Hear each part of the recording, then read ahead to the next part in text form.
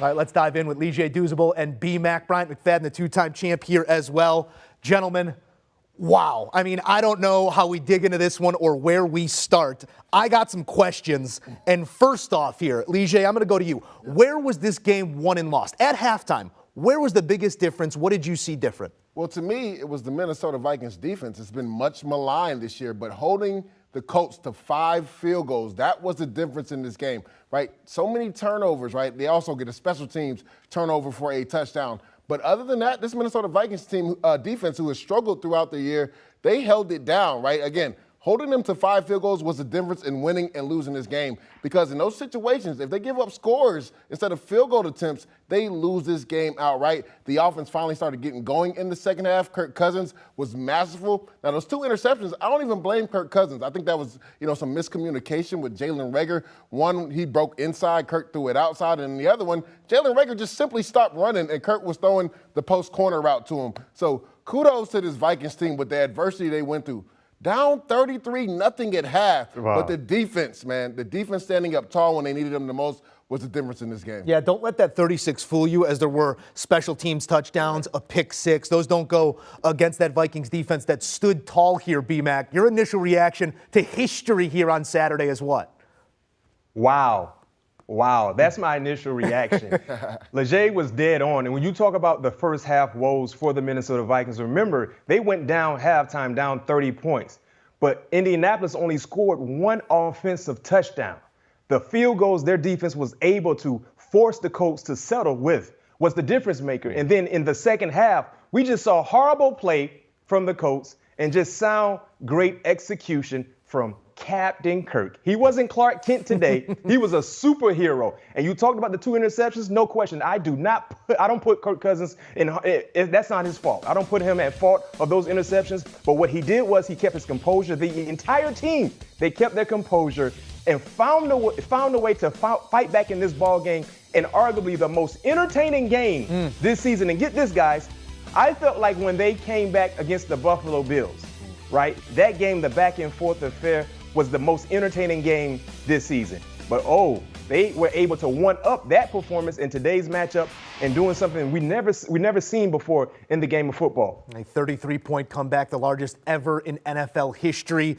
And it's that time of season, guys, where we're taking results and we're projecting them forward because, as B-Mac likes to say, they punch their ticket, they're in the tournament. When we look at this Minnesota team right now, yes, they just completed the comeback and they've showed that they can do that, but to have to make that comeback, you got to go down 33-0. Like, where's your concern level with Minnesota? Because it's a team that we keep an eyebrow raised on when it comes playoff time. Moose, this is who they've been the whole season. They're the cardiac Vikings, right? They're battle-tested. B-Mac, you brought up the Buffalo game, right? This is a team that was down big in that game and made a second-half push. Down 33-0. Most teams would have shut it down. This team believed. That defense played really well. Again, holding them to 5 field goals and not giving up touchdowns in the red zone is what kept them in this game. We knew this offense would eventually get clicking. I didn't think it was going to be clicking like that in the second half. But, I mean, Dalvin Cook, what a show of adversity, right? You fumble 2 weeks in a row right before the red zone and take points away from your team. You come back in the fourth quarter, spring a screen pass. Right here, you see it. I got reservations for 6 for the end zone. You know what? I don't need no blocking. I'll do it myself. Cut back left. Nah, I'm getting in the end zone. There's no way you're stopping me. Grit, determination by this team. You have to love what Kevin O'Connell has this team really believe in. Again, defense been much maligned this year, but they played really well today. Yeah, one thing about this Vikings team, say what you want to say about them in regards to their record and not being dominant in all their victories. No lead is safe against this group. This group never falter in regards to putting their heads down and saying, you know what, let's get ready for this next week's ball game. Let's chalk this up as an L. They fought for a half. And I understand the Colts, they're a bad team, but I can care less. Anytime you're down that amount of points in the National Football League, and you find a way to fight back, you got something rolling. And one thing I can tell you about Kirk Cousins, listen, I know he's probably one of the more criticized, successful quarterbacks in the National Football League. But he earned a lot of stripes today. And Justin Jefferson, listen, back and forth about who's the best wide receiver in the game, this guy, that guy, quality sound debates, quality sound wide receivers that we can put in that argument. But that man, he is a special, gifted receiver. He put the team on his back, came up with huge plays. Leger, you talked about Dalvin Cook. That screen pass to the house was huge. It was a total team effort for the Minnesota Vikings. And we don't know exactly what they will do when they get into the tournament. But I can tell you this much. Just having a seat, you have a chance. And they do it to a coach named Saturday on a Saturday, a footnote to what is history here on Saturday. B-Mac, you got an inside track to the information coming out of that Minnesota locker room right now and all season long. And, you know, before the year, you put the list up, long-term goals, team and personal on the locker. P2 just checked one of those long-term goals here for the team. What does this moment mean for Minnesota, who came into the year playing second fiddle to a Green Bay team that we thought was going to be a constant, yet here's Minnesota with the hats and the T-shirts in this very moment? I think understanding and knowing what they were able to achieve, not in today's matchup, but the entire season, clearly boosts their confidence, right? The Green Bay Packers, they've owned the black and blue division. And you know firsthand, Joe, you're a Chicago Bears fan. So you know this has been the Packers, Aaron Rodgers division. Being able to find a way to not just win this division, but dominate this division by a landslide boosts their confidence. Then seeing what they did today, at home, being down 30-plus points at halftime. I literally thought my ticket was dead. I have a parlay involving the Minnesota Vikings. I literally thought it was disco dead. I gave up hope. But those guys in uniform, coaches on the sideline, did not give up hope. So, man, this game feels bigger than just one win if you look at what they had to do to achieve that win. So anything is possible. I understand you look at teams in the NFC, you won't have the Vikings in the top two, might not have them in the top three. But just seeing how battle-tested they've been, all the adversity they've been able to face in a one-game elimination type deal, and not to mention you get one game at home, man, who knows what can happen with, as Leger said, the cardiac bites. That is right, and I think that you can pass around a lot of the blame in the first half, and then a lot of the credit here in the second half. But coaching has to be a big part of this equation. To be down 33 and talk to a team at halftime, and I know Jeff Saturday, an easy punchline here on Saturday, but Kevin O'Connell, a rookie head coach, to get his team to do this in this moment, Leger, I mean, are we making a big enough deal about the job he's done this season? Not at all. This is a first-year head coach, and he has his team winning this division. You talked about it, Moose, right?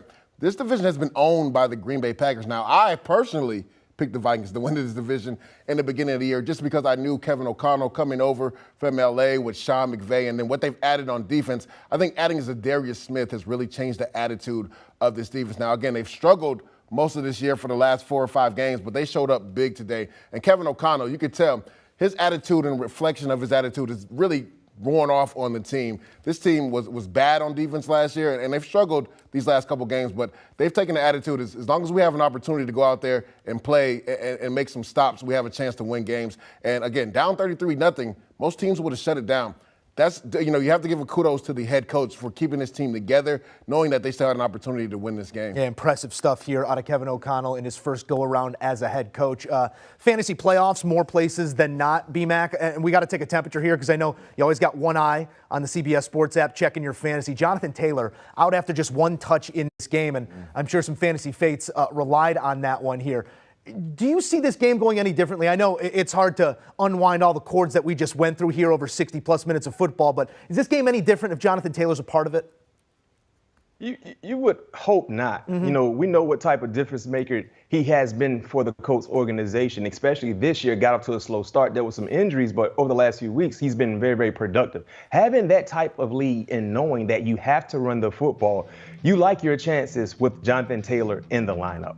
And not having Jonathan Taylor in the lineup, granted, Zach Moss came in and provided a physical element in running the football, but he's no 28. He's no JT. So not having him there clearly hurt their chances. But, Joe, listen, no excuses. If you got a 30-point lead and 2 quarters of play is only left to be played, you have to win this ball game.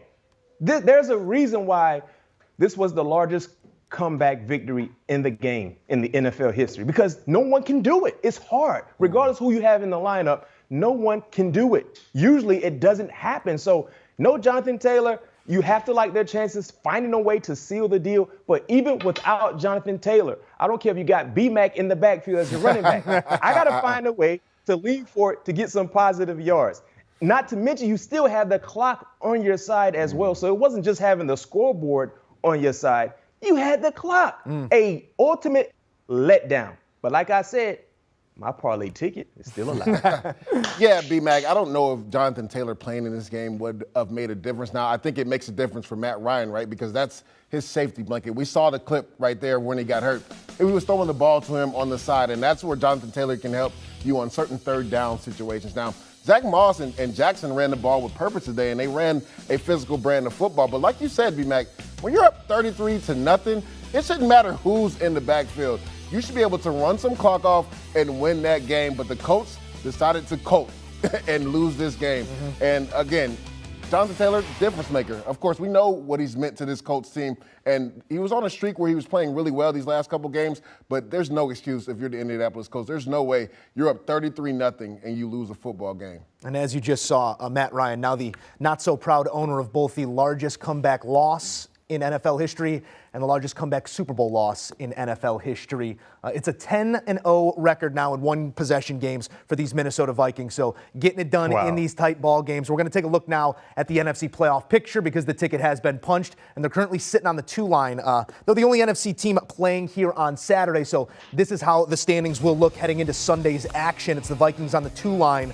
Only a game and a half. You got the game in the loss column there off the Eagles, who don't look like they're going to be slowing down. They have, as B-Mac mentioned, my Bears should be 13-1 coming out of this week. But the Niners are alive and well there at 10-4, guys. Just as this picture starts to galvanize, Lige, I'll go to you first here. And you project the Vikings against, let's say, the Niners, the Eagles, and whoever else is going to make some noise, maybe the Cowboys out of the wild card. How live are those chances there on the 2 line? To B-Mac's point, right, these are the cardiac Vikings, and they're battle-tested in one-score games. And, you know, in the tournament, it's winner take all, one game at a time. So you like their chances. The only thing is, when you look at the 49ers and Eagles and the Cowboys, their defense is kind of separates everybody the Vikings have come back and won games on. Like, the Colts actually played pretty good on defense, but the last 2 weeks, they've struggled in the second half on defense. So if you look at the Minnesota Vikings, you love the offensive weapons they have. Dalvin Cook, Justin Jefferson, even KJ Osborne was big for them today. Captain Kirk is a guy that knows how to run this offense very efficiently. And on defense, they had been getting turnovers, but they've struggled the last few weeks. They got back to playing Viking-type football today, bowling up in the red zone and holding teams to field goals instead of giving up touchdowns. You like their chances, but if I'm picking, I'll definitely take in the 49ers or Eagles over them in a winner-take-all game. I agree with you with the number 1 team, fly Eagles fly, right? The best record, they've been so super dominant. Jalen Hurts has been balling MVP-like numbers. But in regards to the San Francisco 49ers and the Minnesota Vikings, I think this is a fair back and forth in regards to who you like best, right? Now, granted, the thing that keeps the San Francisco 49ers in that top 2 conversation is solely their defense. Of course, Kyle Shanahan, the way he calls plays, Christian McCaffrey, the offensive line play, no Deebo Samuel, but yet and still they've been super efficient because Kyle Shanahan has been able to put his young quarterback in the best possible positions to succeed. But that's the concern. Because one thing I know about the Minnesota Vikings, yes, you might not trust their defense just as much as you trust a 2-year-old by the cookie jar. But you love their offense. So if there's a close ball game and all the marbles, they're in the middle of the table, who do you believe in more? Offensively, Captain Kirk, Justin Jefferson, Dalvin Cook, Osborne, or Brock Purdy, Christian McCaffrey, George Kittle. So I think you know what? I see where you're going. I like the 49ers. I'm taking the Vikings number 2. I see where you're going. You know what? No, you know what? I want to stir it up. I want to stir up some mess. I'm cooking gumbo. Let me stir up something in the pot. I'm taking the Minnesota Vikings because if it's a close ball game and I need a score to win, I've seen Captain Kirk with all the ice around his neck do it over and over and over again. Not to mention he has playoff experience. So I like Minnesota in the 2 spot. And you